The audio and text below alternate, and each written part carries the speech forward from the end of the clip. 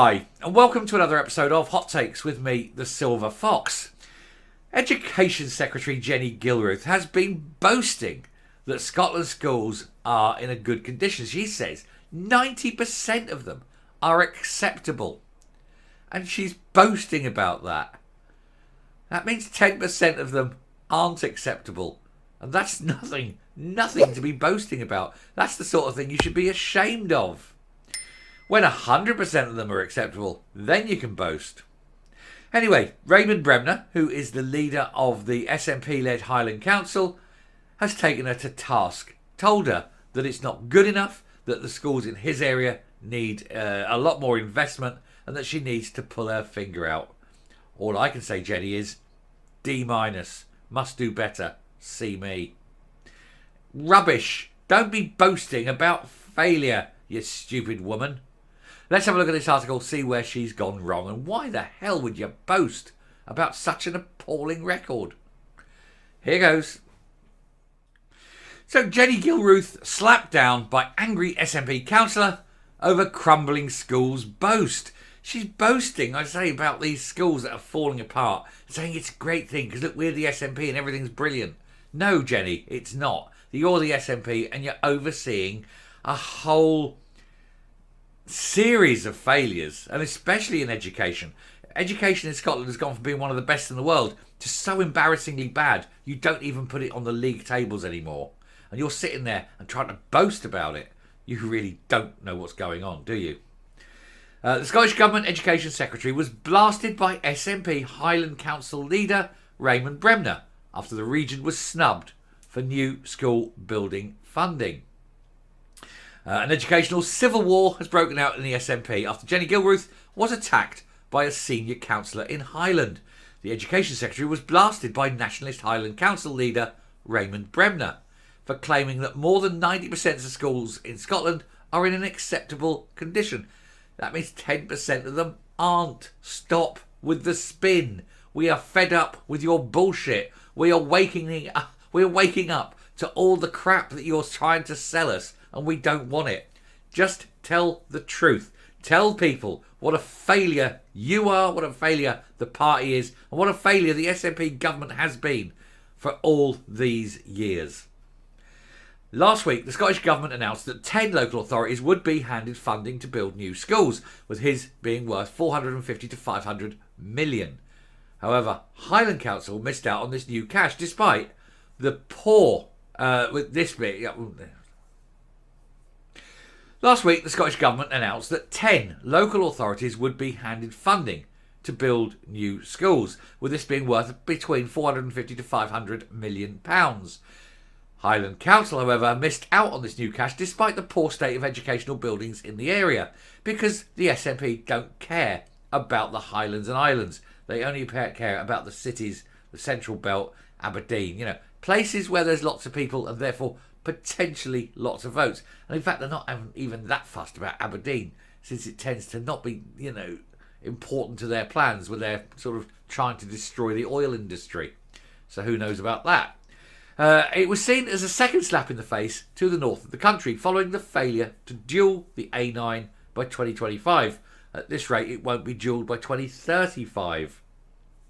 At least not without a change of government.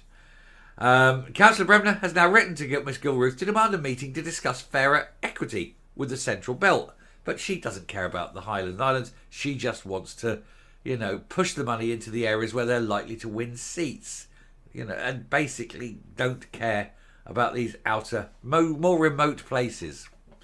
According to the Inverness Courier, he said, despite investing millions of pounds in delivering school replacements and essential care and maintenance in Highland, we will still have 68 school buildings, which are 34% of our schools, that have an overall rating of C, poor, for condition, and 74, which is 37%, which are rated C, poor, for suitability.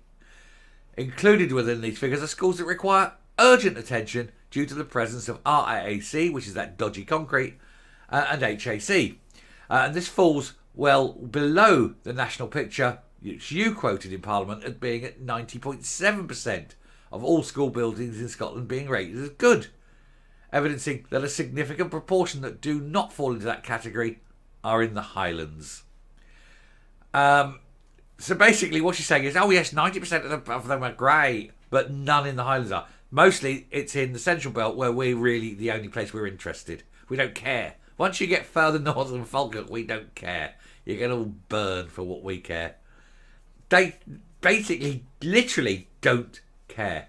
And of course, this destroys children's futures, because if they're in unsuitable buildings trying to learn and there's bits falling off the ceiling, the windows don't close, the doors are falling off, the roof rattles in the wind, that kind of thing, it's not good. Apart from being a safety hazard, it's just not conducive to good learning. These children are struggling, and all because the SNP only concentrate on the Central Belt.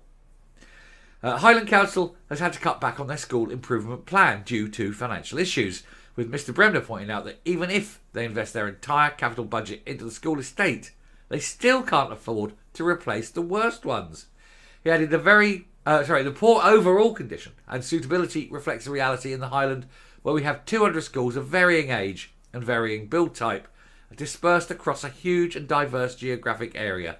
He said even if we invested 100% of the council's capital budget in schools, to the detriment of care homes, roads, bridges, flood alleviation and so on, it would still not be enough to replace or even properly refurbish all those in the poorest condition. Children struggling to learn in buildings ill fit for purpose, and the SNP don't care. Education to them is very, very, very long way down the list of important things.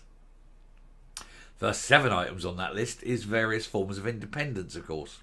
And then sexualisation of children comes in somewhere about 9 or 10. It's a bad state of affairs, isn't it? Anyway, given the very real concerns over the condition and suitability of our estate, I'm very keen to meet with you, he said, to discuss the investment options that may be considered to ensure our school estate provides a conducive learning environment to children. I mentioned this. If you don't have a good environment, they aren't going to learn. But this is what... It's just so typical. It's just so typical. They just don't care about the Highlands of Scotland because it's not important to them. They seem to think that Scotland ends, like, just sort of Falkirk way. That's it, boom, there. Dundee is as far north as you're going to get on the coast. That's it. That's as far as it goes. There is nothing else. Inverness, it's some mythical place they've heard of, but they don't even know if it even exists. Wick? What's Wick for them? It's just... These are... It's deliberate, It is absolutely deliberate. They want people to be stupid because stupid people don't question what they're doing. They definitely need to be questioned. Anyhow, I'll finish there and come up, and we'll lament the state of education in Scotland because it's just very bad for the kids. Coming up. Now, of course, the fact that the SNP don't care about the Highlands and Islands should come as a surprise to no one. They never have. They only care about the Central Belt. But you'd think Jenny Gilruth, as an ex-teacher, would be concerned that children aren't getting a proper education. And by putting them in these types of schools, they're just not. But it's got to be a conscious decision. They've actually got to consciously decided that we're not investing in the Highlands. They can go boil their heads. And it's just nobody cares. Literally nobody cares. I mean, the people in the Highlands care, but nobody at Holyrood cares. They've kind of abandoned them deliberately. It's very sad. Anyway, we've got to hope that somebody takes over, another party. It's a new government, and that will invest where the money is needed and won't waste it all on stupid things like independence. Till next time, stay safe, stay well, and let's hope Jenny Gilruth is one who loses her seat very soon too. Bye.